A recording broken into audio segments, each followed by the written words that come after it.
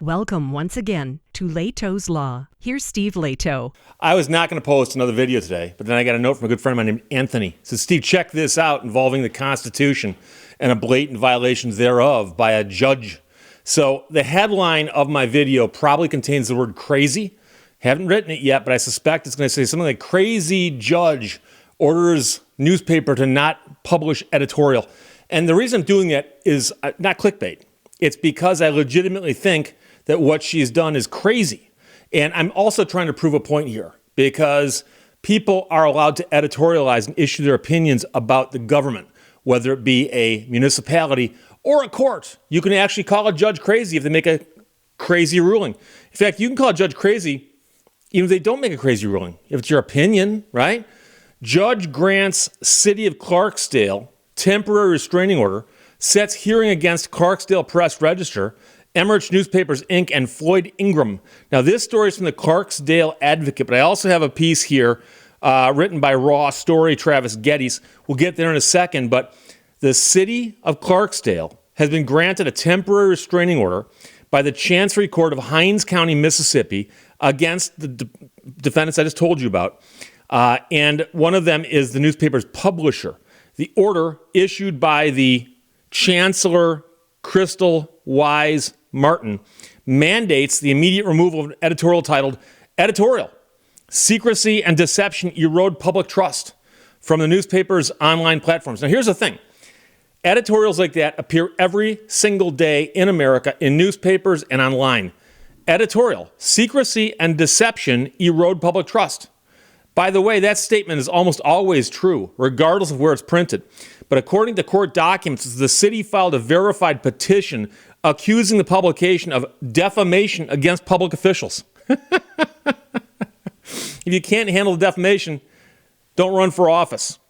The petition alleges that the editorial contains statements made with actual malice, demonstrated a reckless disregard for the truth, and interfered with the city's efforts to advocate for legislative initiatives during the current legislative cycle. The court found that the city's accusations were sufficient to justify a temporary restraining order, temporarily preventing public access to the editorial until a formal hearing is held.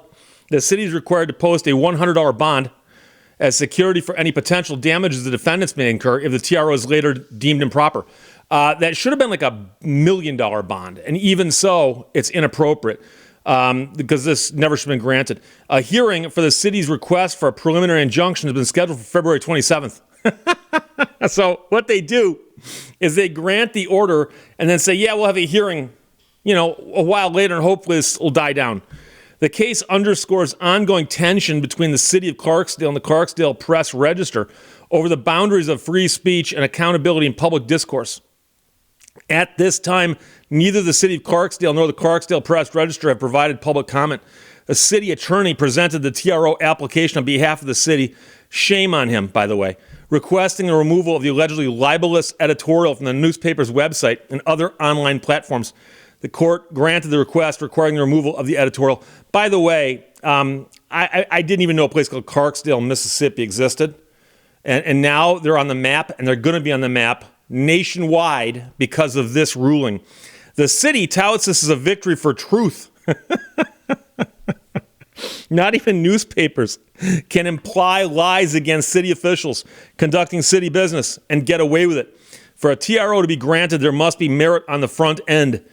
And that's according to the city attorney, saying that, in essence, this is a victory for somebody. It's a victory for anti-constitutionalists because, the Constitution's got that pesky little thing called the Bill of Rights. And the First Amendment talks about freedom of the press.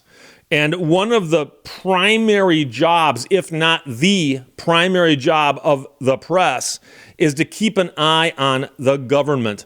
And the notion that the government can shut down a newspaper by suing them and saying, you can't publish that article, we don't like it, is insanity. Or it's crazy. Take your pick. So the second bit I've got here is from the Raw Story by Travis Geddes. Wildly unconstitutional. Wildly unconstitutional. Judge trashed for ordering newspaper to remove editorial. The question is, will the judge sue anybody? Or will the judge tell people to take things down? Please, please, please. I implore you, if you're watching my video and you're the judge in this story, please try to get me to take it down. Watch what happens. A Mississippi judge ordered a local newspaper to remove an editorial that criticized city officials. I'll consent to jurisdiction. I won't even fight it on jurisdictional grounds. Please. The Chancery Court judge issued a temporary restraining order against the Clarksdale Press-Register and ordered the paper to remove its editorial from February 8th. Secrecy deception erode public trust from its online portals and make it inaccessible after city officials sued for libel. And keep in mind, to get a temporary restraining order, you've got to allege that there's irreparable harm. Irreparable harm, meaning that the harm that's going to happen cannot be repaired. Yet, this thing has been up since February 8th, and you can sue for damages. So what's so irreparable about your harm? You're a politician, and somebody wrote an editorial about you. Grow up. The injury in this case is defamation against public figures through actual malice and reckless disregard of the truth, and interferes with their legitimate function to advocate for legislation they believe municipality through this current legislative cycle, says the judge in the order. The respondents are well aware of the accusations against them, as they've already received a draft of the verified petition, and further notice is not needed until such hearing, which again is going to happen in about a week.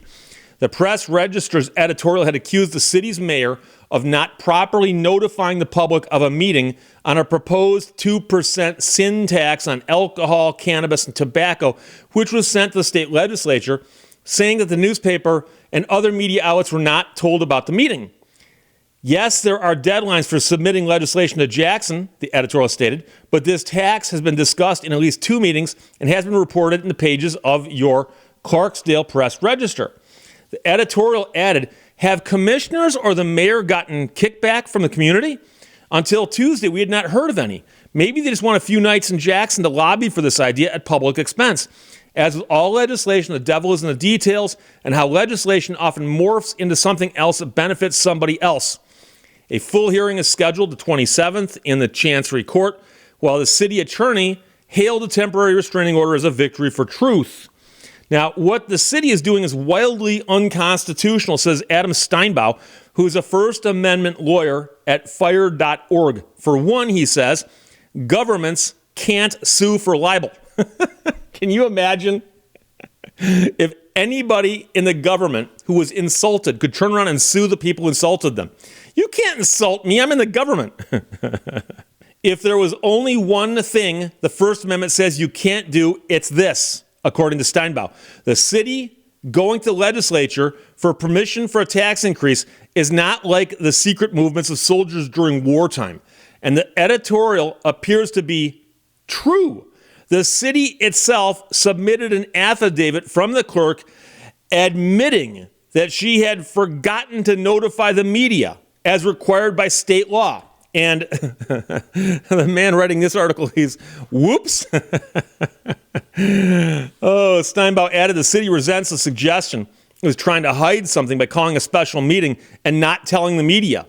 But that's an opinion, not a false statement of fact. And by suing over an editorial, the city's proving them right. Others agreed and questioned the judge's ruling in the case. I likewise agree, and I likewise question the crazy ruling by the judge in the case. This decision by Hinds County Chancery Court judge is abhorrent, said a journalist, A.J. Perez. Does the University of Mississippi Law School not teach the First Amendment? That's a school that the judge attended, apparently. See, that's my editorializing, apparently. Now, I, of course, believe that she did attend law school. Whether she slept through her con law classes, I don't know. I wasn't there. The city of Clarksdale should feel ashamed even filing this TRO, let alone a judge granting it. And so here's the thing.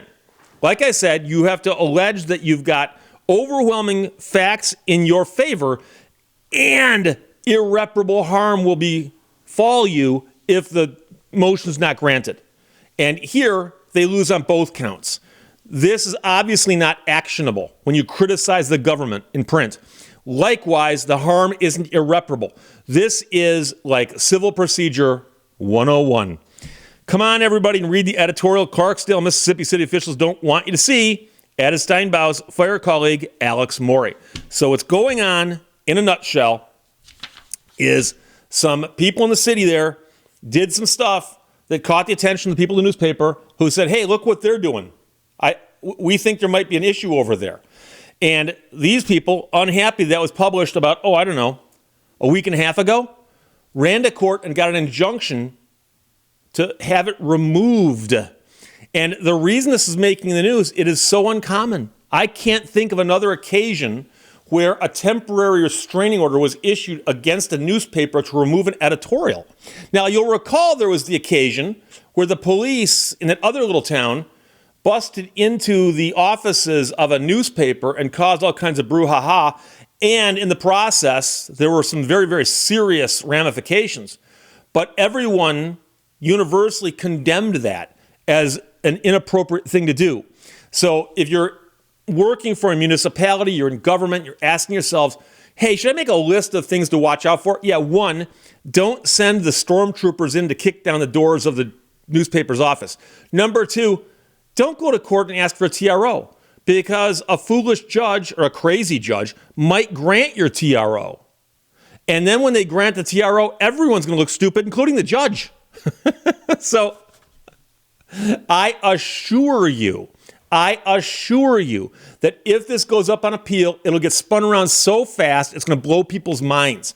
One of the reasons I'm shooting the video right now, knowing darn well that I can't get it up as fast as I wanted to, is that I want to get in at the front end of this thing, because eventually there's going to be just a tidal wave of criticism of this ruling by this crazy judge. Crazy ruling by a crazy judge. And I don't want people to say, hey, Steve's piling on here. No. I want to let you know.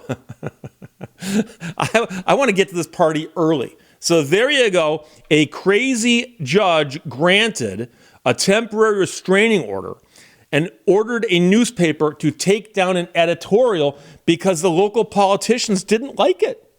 Unbelievable. Questions or comments, put them below. Let's talk to you later. Bye-bye. Thank you for watching Lehto's Law. Everyone wants to live on top of the mountain, but all the happiness and growth occurs while you're climbing it.